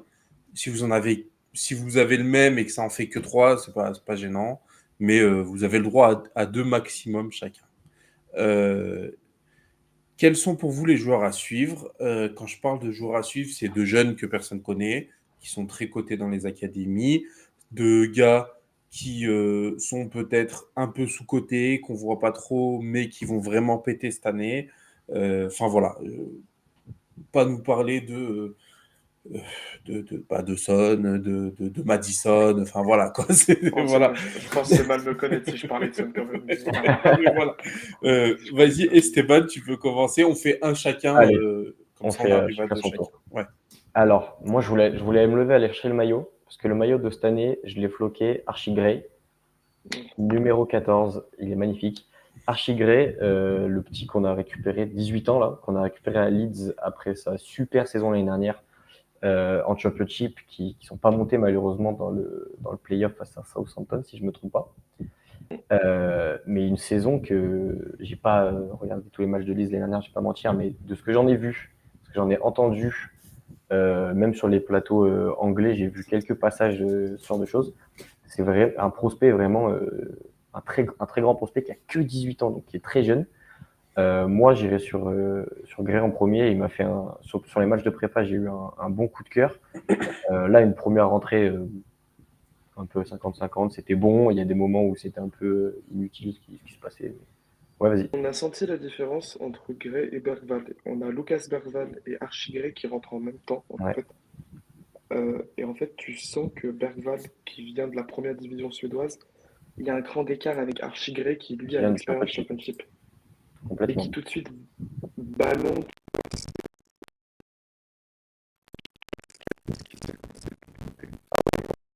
Ça, Je peux ça, me ouais. recruter. Que Bergvall, tout de suite, en témoigne, il a une action sur le côté droit où il perd la balle, il se fait embrouiller par Ouais, un Vicario.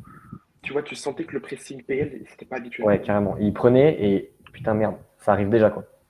Il y avait un peu Ouais. de ça. Mais du Donc, coup, moi, Gray, dans ce rôle de 6, à l'opposé d'un Hubert qu'on avait l'année dernière, euh, un peu dans le Bissouma de début de saison, qui sait très bien porter le ballon, qui sait éliminer la première vague de pressing qui arrive sur lui et orienter le jeu sur nous, nos latéraux qui rentrent intérieur, sur un ailier, sur Madison qui est bien placé devant. Moi, ça sera Gray, mon premier choix. Et, comme je vous dis, j'ai floqué le maillot tellement il Ok. m'a il m'a hypé. Ok. Ryan, ton joueur. moi, je vais partir sur Mike Imo. Alors, Mike Imo, c'est un jeune du centre de formation. C'est un jeune du centre de formation qui, je pense que c'est le premier jeune depuis un long moment au club qui fait l'unanimité totale. C'est un Ok. mec qui fait l'unanimité totale. Tu n'as pas un mec dans la fanbase, tu auras tout au plus des gars qui vont te dire ne nous excitons pas trop trop. Parce qu'on a un passif avec les jeunes au club où en fait pendant très longtemps on a ultra mal géré les joueurs issus du centre de formation. On a eu des joueurs comme par exemple Dylan Marcandé qui pendant 2 saisons a été meilleur buteur du championnat des jeunes et qui pour autant une fois intégré au groupe pro a fait 2 matchs sur le banc et le mec a fini dans les méandres de la deuxième division écossaise ou de la quatrième division anglaise parce qu'on n'a pas su les incorporer tranquillement dans la transition entre le niveau des jeunes et la PL. Et ça a été ça sur une quinzaine de cas qu'on a vu défiler chaque année. Ou des Mhm. fois pendant les spaces, au hasard, ça balance un nom au pif et tout le monde tape une barre parce que tout le monde a la rêve d'un mec que tu as oublié. Tu vois, je ne sais pas si tu as, des exemples en tête pour Savoy United d'un jeune qui a. Tu te dis putain, il faut mettre une pièce dessus, c'est un diamant brut, faut le polir, faut le polir. Il a jamais répondu aux attentes, même pas un tout petit peu aux attentes. C'est Oh qu'il n'a pas non, répondu non, tout court.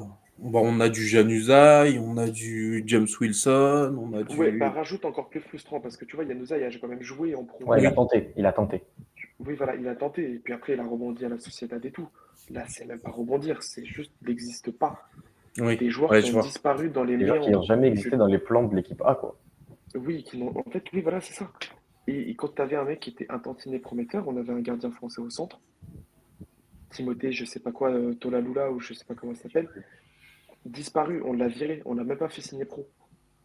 Et les clubs se sont arrachés. Enfin bref, Mike Moore, c'est vraiment une unanimité, Ok. pardon, je vais y arriver, dans le club. Ce week-end, il a Euh, encore fait 2 buts, un but, 2 passes D sur les 3 buts de ouais. l'équipe des jeunes. En football trophy, il n'était pas présent sur la feuille de match justement pour ce match-là. Mais le pattern de Postecoglou, c'est que la deuxième année, il incorpore toujours les jeunes du club. La première année, tu sens qu'il teste un petit peu. Et la deuxième année, il les incorpore réellement. Et ça a été annoncé pendant cet été que lui et un autre jeune, Will Lancashire, seraient incorporés.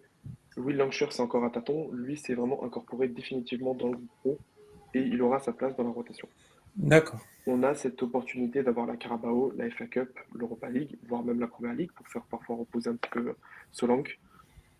Je pense qu'il aura sa chance et j'ose espérer qu'il va répondre aux attentes de tout le monde parce que c'est un mec qui a une science du jeu, une vision du jeu, les mimiques à Harry Kane, mais c'est du Harry Kane tout craché, la course au Il est penalty. buteur, le garçon, c'est ça?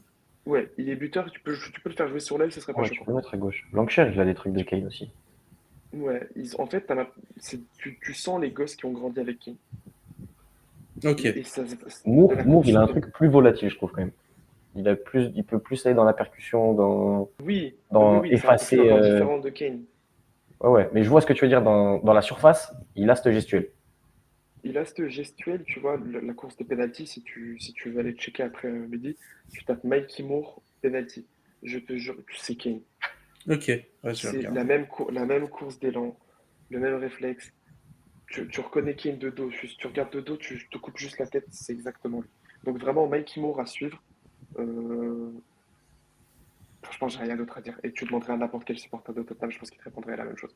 Moi, j'ai une question, Ryan. Toi qui suis depuis 2009 quand même le club, est-ce que c'est le plus. Parce que moi, j'ai cette sensation depuis que je suis, plus depuis que je suis pas, que c'est le plus gros crack. Moi, c'est le plus gros crack que j'ai vu dans le centre de formation du club à ma connaissance, qui est relativement récente quand même. Toi, depuis plus de 10 ans là, est-ce que tu dirais que c'est le plus gros crack qu'on ait eu? Parce que oui, il est top 3, top 5, un truc comme ça. Un top, une fourchette. Moi, je pense qu'on a eu des jeunes au club qui étaient quand même très, très prometteurs. Qui étaient très, très Mais il y a prometteurs. un Je mec vais que vous sortir vendez des. cet été, là, qui est... Moi, je me rappelle quand Ah, Skip il commence. ah, Qui Quand ça? Skip C'est qui? commence, ah ouais. il y a de grosses attentes autour de lui. Il Voilà, commence jeune en c'est plus, ça. hein. J'allais y venir. Je vais sortir des noms de ouf. Je pense à Tom Carroll. Je pense à Alex Pritchard. Je pense à Ryan Mason qui, mine de rien, était un Ouais, c'était un crack, très lui. bon milieu. C'est un Ouais, très bon crack qui bah, du coup, a pris cette blessure. Il a pris ouais. le gros crâne de Gary Cahill. Euh, qui, C'est CRS. je pense à ces joueurs-là. Je pense à Oliver Skip, qui, je pense, était un très très gros crack, à une position très particulière en plus, qui Ouais. n'était pas commune au club, parce qu'on était plutôt un club formateur d'attaquants. Là, on te sort, Même on là, te cette année. sort un petit milieu 8-6 bizarre, pas réellement de profil attitré, qui te tape une saison de fou furieux à Norwich, qui est présent le jour de la finale de Champions League, Mm. puisqu'il est dans le groupe alors qu'il a même Il y a il a à 19. peine 18 ans. Il y a Il a à 18. peine 18 ans. Il a 18, il Il a allait avoir 23 cette 19. année, ouais. Donc, Vous avez Dele Alli aussi.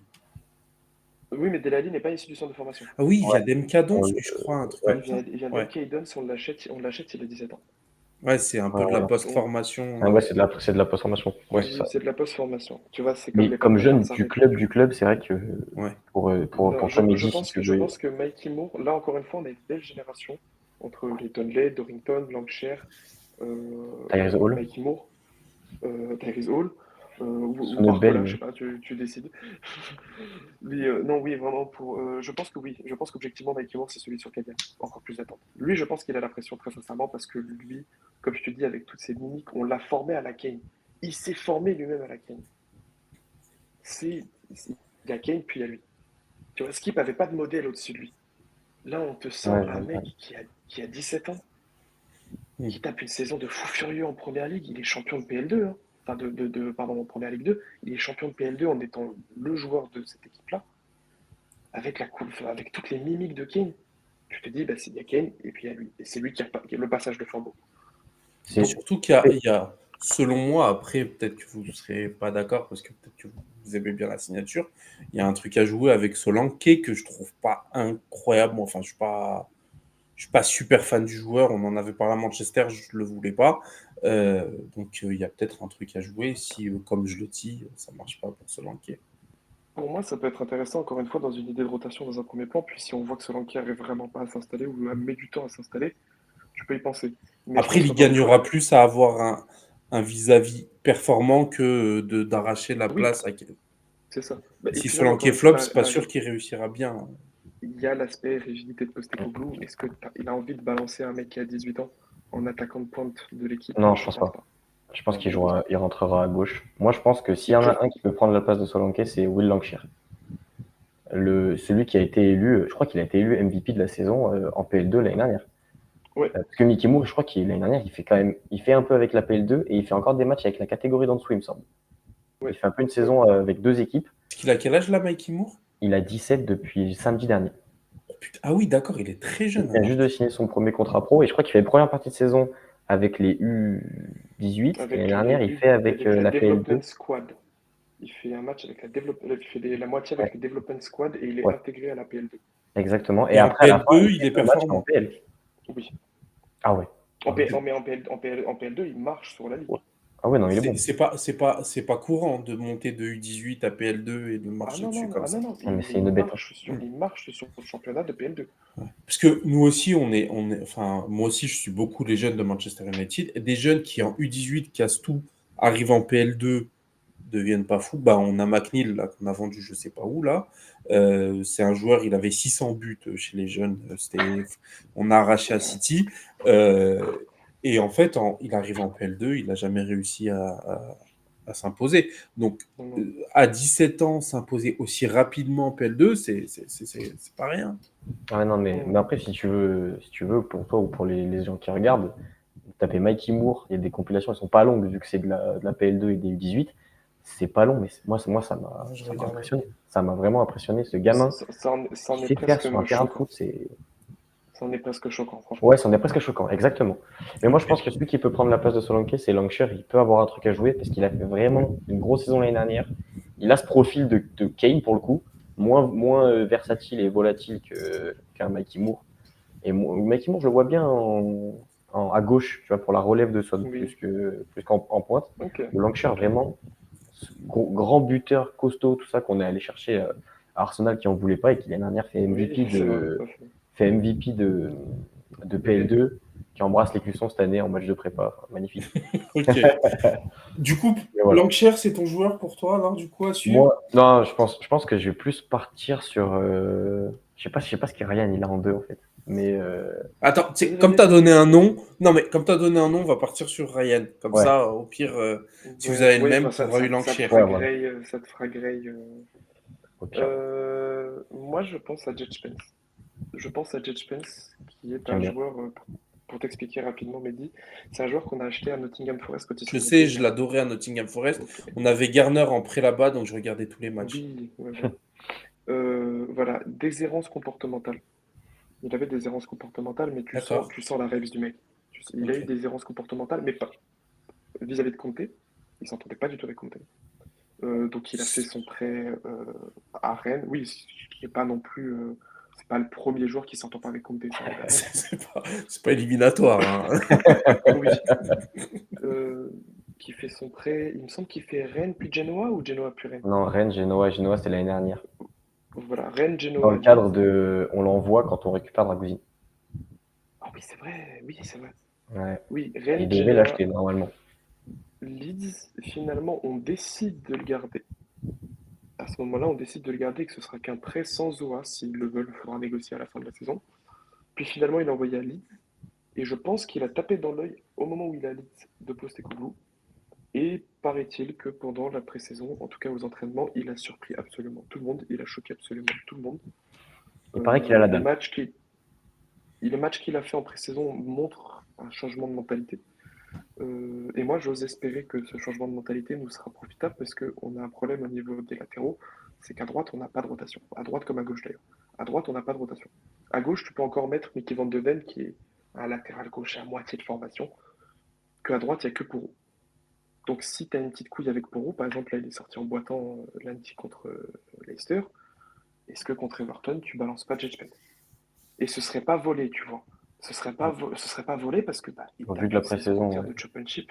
il tape une saison entière de Championship, il tape une bonne pré-saison, où même Postecoglou lui-même a admis qu'il l'a agréablement surpris.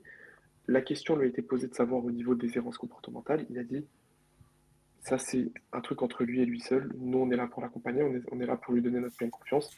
Cette confiance-là, maintenant, il doit nous prouver qu'il mérite ce truc-là et que cette image de mec un petit peu rebelle, elle doit rester derrière lui. Donc je dirais en deuxième joueur, Jet Spence. J'adorerais parce que vraiment, moi, vous pouvez remonter mes tweets. Quand ils signent chez vous, je pète un câble, hein. D'accord.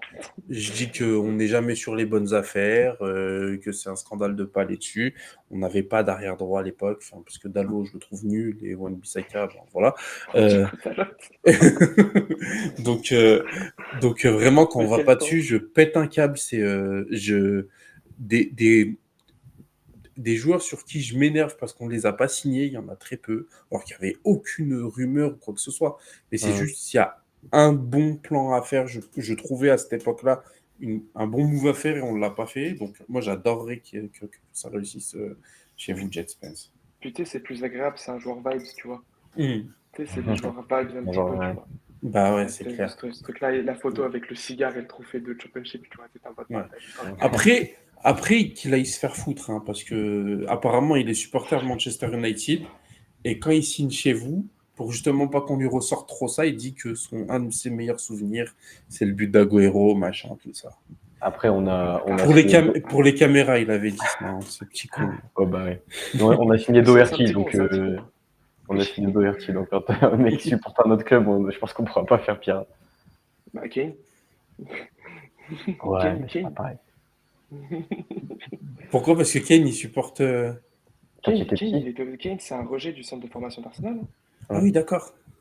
quand il était Kane, petit, il y a des photos, tu peux aller Kane, voir, il a cheveux rouges, il est avec le maillot. Kane, Kane, il parade la saison des Invincibles, il parade avec D'accord. les joueurs nationaux, avec les cheveux rouges, avec le maillot O2. Oui, Ouais. non, c'est.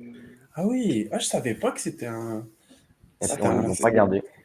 d'où cette histoire de Kane, mais le problème, justement, c'est l'anecdote. Kane n'a jamais embrassé les cuissons. D'accord, ouais. Ouais. Ah, parce que C'est toujours ce petit. il est resté supporter d'Arsenal, vous pensez, du coup. La question se pose. C'est vrai que, La question se mais quand pose parce même. qu'il n'a jamais embrassé les cuissons du club. Ok. Et bon, tant qu'à faire, ça fait 1h20. La vidéo est déjà longue, donc c'est pas grave. Ah, désolé, putain, c'est Foutu emballé. pour Hein. foutu. Oh, Non, bah, alors, vous excusez pas, si je mets si c'est longtemps, c'est qu'on s'amuse. Enfin, en tout cas, moi, que je m'éclate et que j'ai pas envie de vous couper ou que, enfin voilà, ce que vous racontez, ça m'intéresse, donc vous inquiétez pas. Euh, le départ de Kane, vous le prenez comment? Le fait qu'il parte parce qu'il n'y a pas assez de trophées, parce ils veulent arracher un trophée, du coup, qu'il fait perdre au Bayern, puisque dans mon livre, c'est ça. Du coup, il part dans un club qui gagne des titres depuis 10 ans, et ils finissent par pas le gagner comme par hasard.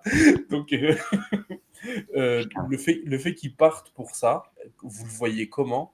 Est-ce que c'est merci pour service rendu ou quand même, c'est pas fou? Moi, je suis même pas sur merci pour service rendu, je suis sur, je comprends quoi. Enfin, le mec, toi, t'as du mal. Ouais, je comprends, mais moi, j'ai versé la larme, une seule, mais il y en a une qui a coulé le jour de la vidéo à Munich, ça m'a fendu le cœur. Mais qu'un joueur comme ça ne puisse pas être reconnu mondialement et dans l'histoire du foot parce qu'il n'y avait pas eu ce trophée, ce championnat, cet LDC qui perd en finale, enfin, des trophées en général de club, et même à l'Euro, d'ailleurs, ça m'a fait mal au cœur pour lui qu'il ne les gagne pas. Après, je suis d'origine espagnole, donc ça ne m'a pas trop dérangé non plus. Euh, mais mais c'est vrai que ça m'a pas, ça m'a fait mal au cœur, évidemment, de mon côté, mais je comprends ce choix. Et maintenant, je suis le Bayern. J'aimais bien le Bayern, donc je regardais pas mal quand même. Mais maintenant, je suis le Bayern, et quand je regarde la Ligue des Champions, je suis pour le Bayern. Ok. Ouais, Je, donc toi, suis- t'as pas de... je comprends. J'ai pas de rancœur. J'ai aucune rancœur avec le niveau qu'il a, qu'il puisse pas être reconnu dans le football européen à son juste titre. Parce que j'ai eu un débat avec des collègues il y a pas longtemps où il le mettait pas top 5 des meilleurs buteurs des 10 Ouais, mais dernières toi années. aussi, tes collègues, faut parler avec eux aussi. Ah, mais il regarde pas toute la PL, tu vois. Non, mais quand même. Et qu'on parlait, on me disait qu'il y Je suis avait, ouvert, mais je me disais, les gars, on me disait, il y a au moins 6-7 mecs devant Kane. Je disais, tu vois, c'est là que ça m'a renforcé dans cette le idée de, débat, il se tient avec Lewandowski, c'est tout. Et encore, et encore, et encore. bon, on va pas rentrer dedans, ça va être interminable. Mais bref, qui partent pour enfin avoir ça, ça me fait pas plaisir, mais ça me choque pas. Et je suis derrière lui pour qu'il ait cette reconnaissance de c'est un des meilleurs neufs qu'on ait vu jouer de notre vie. Donc, pas d'ego mal placé de ton côté, c'est ça que. Non, moi je comprends Je le pourquoi. dis avec des termes. Il a fait ça bien. Mhm. Il a voulu partir avant le début de la saison. Il a pas fait de forcing, des coups dans les médias, des trucs. Ça a été fait entre lui et le club, entre lui et le Bayern. Il a essayé de ramener le plus d'oseille possible. Quand on lui a dit d'attendre à l'aéroport pendant 5 heures parce que Lévy voulait rajouter 10 millions, il a attendu. Il a cassé les couilles à personne. Il a fait ça bien. Et 2 ans avant, c'est pareil. Lévy dit c'est 120. City disent non. Il dit bon, bah, c'est pas grave, je Ouais, reste et je voilà. continue d'être Il a performant. jamais fait de forcing alors qu'il C'est y a eu des vrai. rumeurs tous les ans. Après, même l'année où il part au Bayern, il y a des rumeurs en PL. Il dit finalement, j'ai failli aller à City tout, mais je veux pas jouer pour un autre club de PL, etc. Moi, j'ai pas de rancœur, je comprends et je le soutiens même pour ce choix aujourd'hui quand je regarde le Bayern à fond, Mia San Mia. Ok. Ryan, est-ce que tu es sur la même ligne éditoriale ou... En fait, moi, je pars du principe que euh, j'ai vécu le départ de Gareth Bale. À partir de ça, il n'y a plus rien qui peut m'atteindre. Tu vois, il n'y a plus rien qui ne peut m'atteindre. Euh, en fait, Putain, pour moi, tu révolutionnes pas une carrière, tu refais pas une carrière d'un mec grâce à une DFB Pokal. Tu vois. Parce que la logique des gens, c'est ça. La logique des gens, ce qu'on reproche à Kane, c'est de pas avoir de trophée. C'est-à-dire que s'il gagne une Coupe d'Allemagne, tout est annulé. non, Tout est quand même, annulé Bundes, et ça devient 9 des 15 deux, dernières trois années. Bundes. Tu vois. Et même 2-3 Bundes, les Bundes, enfin, tu Ah, mais... révolutionnes pas l'histoire en rajoutant deux Bundes au Bayern. Tu vois. Ouais, mais Surtout, c'est la NDC, surtout, quoi. surtout moi où je suis complètement d'accord avec Ryan, je sais où il va en venir parce que Ouais, je mais je vois ce disais qu'il veut la dire. même chose. C'est, je vois pas en quoi tu es un plus grand joueur parce que tu allais gagner un titre que tu fais même pas gagner parce que dans tous les cas, s'il gagne la Oui, Bundesliga, il l'aurait gagné sans lui aussi, tu vois. oui, Il a marqué ça 50 c'est. buts, ils l'ont pas gagné. Donc, Oui, non, bien sûr. Moi, je pense que c'est plus sur avec le Bayern, tu as vraiment une chance sur, c'est ta dernier carré de LDC quasiment assuré, et mais pourquoi faire la LDC. Tu peux Ouais, choper une LDC, quoi. Pour moi, la finale de LDC avec vous, elle a beaucoup plus de saveur que s'il valait la gagner. Alors, peut-être pas la gagner, parce que là, on est sur quelque chose de différent, de gagner avec des champions, mais d'une finale ou d'une demi-finale avec le Bayern de Munich, ou même d'une même pas parce Bundesliga que. avec le Bayern. Même Dire, pas Kane, parce dans qu'en sa fait. carrière, dire j'étais à Tottenham, on a approché le haut du tableau à Tottenham grâce à moi, parce que c'est grâce à lui. Euh, Pas que, hein, mais en grande partie grâce à lui. On a pu aller en finale de Ligue des Champions aussi parce que j'étais dans cette équipe. Je trouve que c'est quand même quelque chose que très peu de joueurs peuvent dire, tu vois. Moi, C'est, je suis d'accord. je vais reparler de Vardy. Vardy, pouvoir dire j'ai gagné la première ligue avec Leicester. Il y a combien de joueurs qui peuvent dire ça, tu vois? Ah non, mais je suis d'accord. Non, Moi, je suis d'accord que c'est plus beau ce qu'il a fait avec Tottenham que choper 4 Bundes au Bayern. Et c'est pour ça que c'est dommage de ne pas rester le joueur d'un club Je qui trouve que va c'est dommage. essayer, quoi qu'il arrive, etc. Moi, je trouve que ça abîme un peu ma vision à moi. C'est dans ma vision du football du joueur. Excuse-moi, Ryan, j'ai complètement coupé ton. t'inquiète, y a pas de souci. En fait, le truc, attention, moi je blâme Kane, moi je blâme complètement Kane. En fait, à partir du moment où t'es plus un joueur de Tottenham, je vais pas dire je m'en bats les coups de toi, mais je vais quand même franchement penser.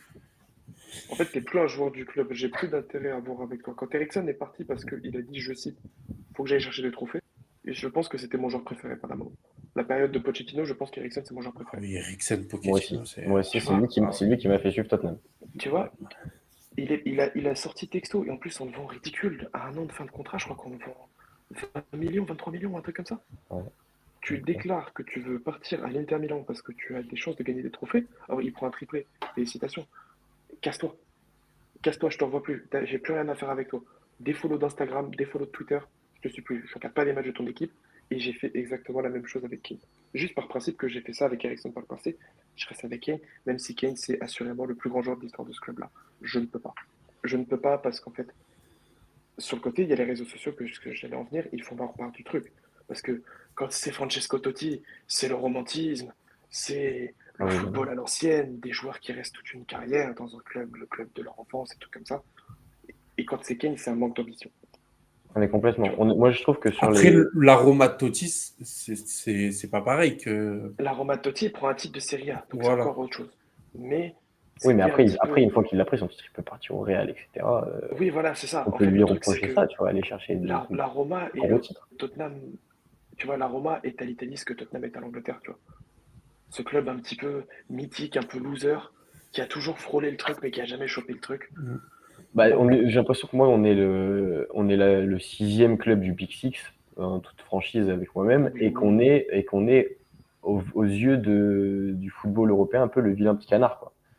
On est vrai, j'ai l'impression qu'on a ce truc oui, de club où c'est facile de se moquer, quoi, un peu, tu vois, Tottenham. oui, mais c'est Surtout qu'il y a, facile. c'est facile et c'est pour ça que quand un joueur comme Kane est là-dedans, on lui dit pas reste pour le romantisme et on lui reproche de. Mais moi, Bah pour ouais, revenir vite fait, je suis d'accord quand même avec Mehdi ce que tu as dit sur c'est bien plus beau s'il était resté à Tottenham. Pour moi, il fallait qu'il reste à Tottenham toute sa carrière, c'était magnifique. Le romantisme, c'est magnifique. Mais dans ce choix-là, qui est indépendant évidemment de ma volonté, ça m'a fait chier, ça m'a attristé tout ça. Maintenant que c'est fait, je suis quand même, moi tu vois, à l'inverse de toi Ryan, c'est des joueurs qui m'ont fait aimer le club. Oui, Eriksen, j'ai eu du mal quand même. Ça m'a fait vraiment mal au cœur parce que c'était mon joueur préféré à l'époque aussi. Mais Kane, avec tout ce qu'il a donné, c'est les joueurs qui m'ont fait aimer le club. J'ai pas de l'affect que pour le club. J'ai de l'affect pour les joueurs, surtout comme Kane, qui ont porté le maillot Oui, mais pendant c'est parce 15 que ans. c'est parce que ça fait pas longtemps. Enfin, je pense que c'est une histoire de d'âge Ouais, pour le c'est coup. possible. Non, mais clairement, c'est possible. C'est pas pour ouais, l'envoyer dans la tronche, mais moi j'ai été comme toi. Puis après, Rooney a demandé à partir à City. J'ai compris qu'il faut pas trop kiffer les joueurs, tu vois. Donc, moi, je n'idolâtre pas les joueurs. J'ai des joueurs préférés. Mon joueur préféré, c'est Coutinho Romero, dans l'effectif actuellement. Je n'idolâtre pas les joueurs. Si demain il décide de partir au Real Madrid, fais ta vie, frérot. ouais, mais parce que tu as Mais connu des gars qui arrivent, qui repartent, oui, etc. voilà, c'est ça. C'est pas un hall de gare comme on a dit Marseille, mais c'est-à-dire que en fait, la philosophie, c'est bats-toi pour les cuissons qu'il y a à la face avant de ton maillot, pour que derrière les gens se souviennent de la face arrière de ton maillot. C'est comme ça que ça marche. Le club, il est intemporel. Mbappé, il peut partir du PSG, le PSG restera. On peut dire Mbappé plus grand que le PSG restera. Mbappé, sa carrière finira un jour ou un autre. Le PSG sera encore là.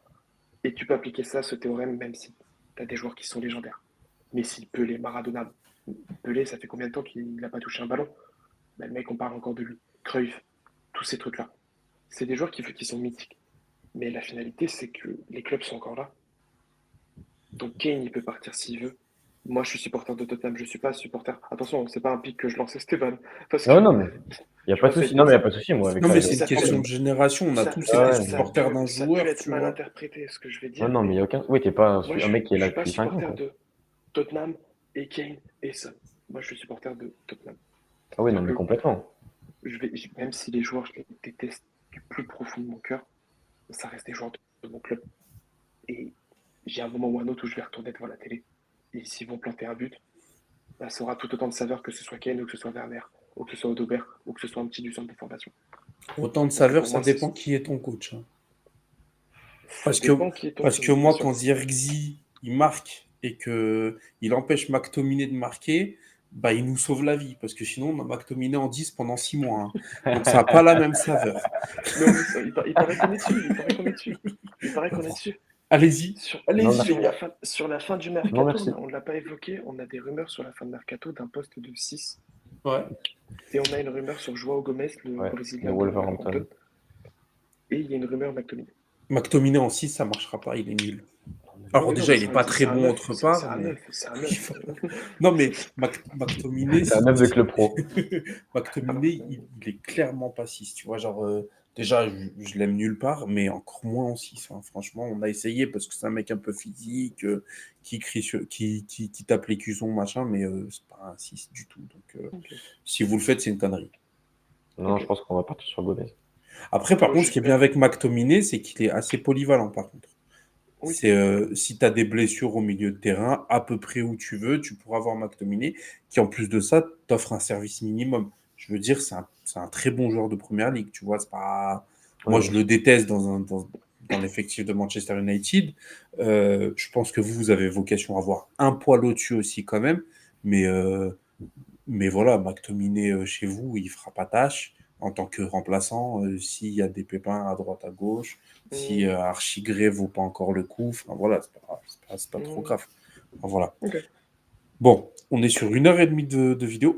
Est-ce que tu avais un dernier nom, Esteban, parce que tu n'as pas pu donner ton nom? Bah, moi, j'étais sur Bergvall, je pense, le petit Suédois là qui a fait des trucs monstrueux en Suède, Mm. qui est un 8 qui peut peut-être jouer 10 même, qui a des qualités énormes, qui a que 18 ans.